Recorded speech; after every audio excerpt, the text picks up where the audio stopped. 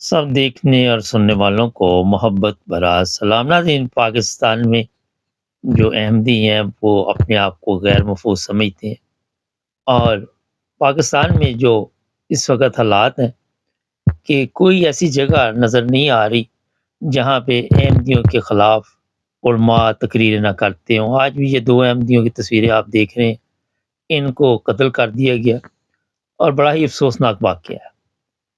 ये कोई पहले कत्ल नहीं हुए अहमदी पाकिस्तान में, इससे पहले भी आपको इल्म है कि इन जो नफ़रत वाली तकरीरें ये लोग करते हैं, उससे कई डॉक्टर जान से चले गए, कई और भी लोग जो हैं, वो अपनी जान की बाज़ी हार गए।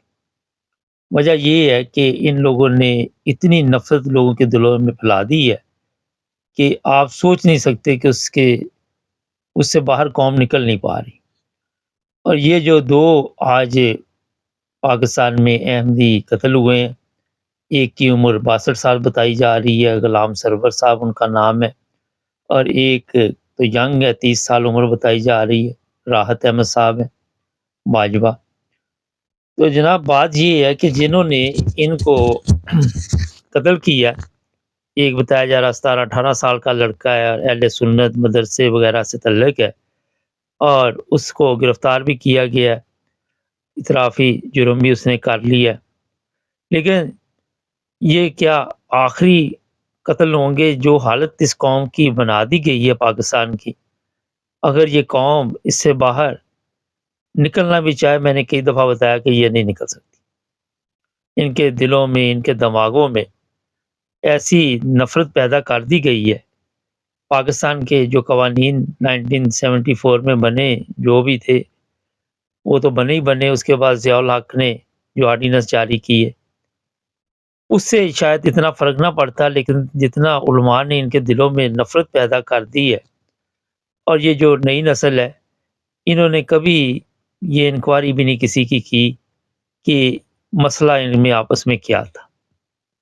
ये जो पाकिस्तानी कौम है, ये इस हालत में पहुँच चुकी है, इनको ये भी ख़्याल नहीं कि किसी के बच्चे हैं पीछे। अब एक के 6 बच्चे बताए जा रहे हैं, एक की 2 बेटियाँ बताई जा रही हैं, कारोबार थे, बिज़नेस था अपना, और 2 घरों को इन्होंने बर्बाद करके ये समझा कि इन्होंने इस्लाम की बड़ी खिदमत की है और बड़ा इन्होंने जनाब कारनामा अंजाम दिया।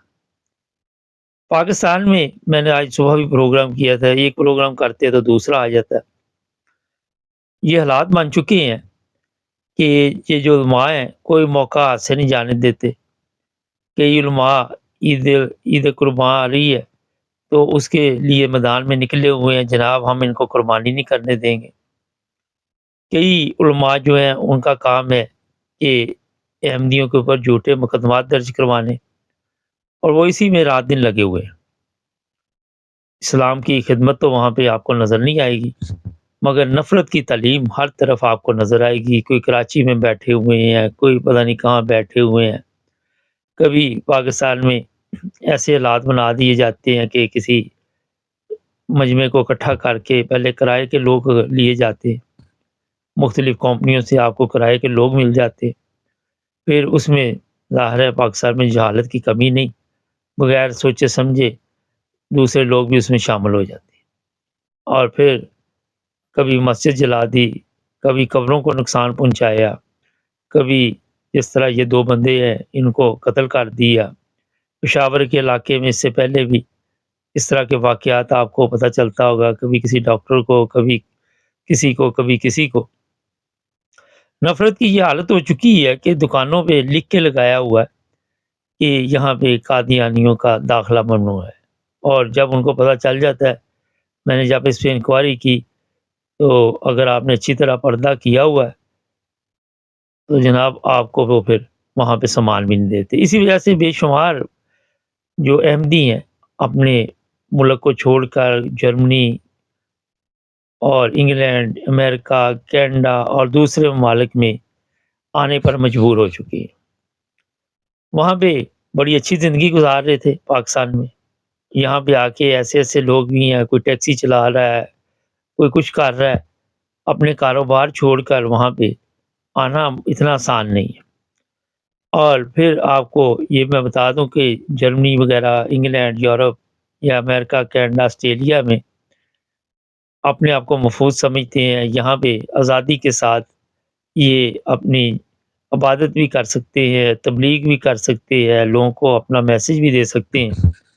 اور یہی وجہ ہے کہ یورپ میں جو لوگ بھی آئے وہ یہاں پہ بڑی جلدی سیٹ ہو گئے، اور یہاں جو مقامی گورنمنٹ ہے، جو بھی لوکل گورنمنٹ ہوتی ہے، وہ بڑا تعاون کرتے ہیں۔ اور جو لوگ جرمنی میں رہتے ہیں یا جرمنی آتے جاتے ہیں یا وہاں کبھی سفر کریں تو وہاں پہ اے، بڑی تعداد میں جو مساجد ہیں وہاں پہ بنائی گئی ہیں۔ اور یہاں اگر آپ دیکھیں پاکستان میں تو مساجد تو کیا منار کبھی گرا دیتے ہیں، کبھی وہاں پہ کلمہ لکھا ہوتا ہے وہ مٹا دیتے ہیں، کبھی کچھ کبھی کچھ۔ اور اسی طرح پاکستان میں نے جب اس پہ پتہ کیا تو لوگ جو ہیں وہ اسکولوں میں، کالجوں میں، نوکریوں میں وہ اتنی تکلیف میں ہے کہ انہیں کئی دفعہ وہاں پہ بھی پریشان کیا جاتا ہے، ان کا بائیکاٹ کیا جاتا ہے، ان کے ساتھ بیٹھتے نہیں ہیں۔ نفرت کا ایسا بیج لگا دیا گیا ہے پاکستانی قوم میں، اور لوگ اپنے آپ کو وہاں پہ غیر محفوظ سمجھنا شروع ہو گئے۔ انسانی حقوق کی تنظیمیں ہیں یا دوسرے تیسرے ہیں، بڑی بڑی طاقتیں ہیں، وہ بھی اس طرح توجہ دلواتے رہتے ہیں، مگر ہمارے کیونکہ پاکستان کے اپنے بڑے مسائل ہیں، اور پاکستان میں اتنے زیادہ مسئلے مسائل بن چکے ہیں کہ کبھی کسی کا اس طرف دھیان ہی نہیں گیا۔ اب مذہبی نفرت کی اگر بات کی جائے تو پچھلے دنوں آپ کو پتا ہوگا سرگودا میں واقعہ پیش آیا۔ اب اتنے واقعات ہیں، کون کون سا دوبارہ آپ کو یاد کرائیں۔ ایسے پاکستان میں قوانین بنا دیے گئے ہیں جو یورپین گورنمنٹ کو پتہ ہے، جرمن گورنمنٹ کو بھی پتہ ہے، اور ان کو اس چیز کا علم ہو چکا ہے کہ پاکستان میں جو احمدی غیر محفوظ ہے۔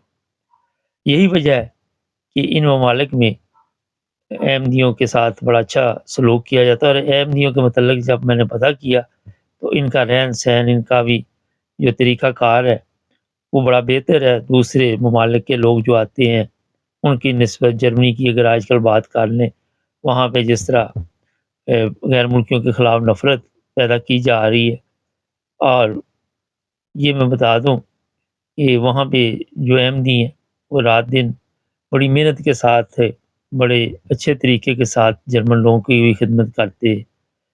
میں نے تھوڑا سا اس پہ جب پتہ کیا، جب کرونا آیا تھا تو تمام ممالک میں بڑی مدد کی گئی، جرمنی میں بھی انگلینڈ میں بھی لوگوں کی ہیلپ کی گئی، اور لوگوں کو بتایا گیا کہ آپ اکیلے نہیں، ہم آپ کے ساتھ ہیں۔ لوگوں کے گھروں میں راشن تک پہنچایا گیا۔ یہ ہے انسانیت۔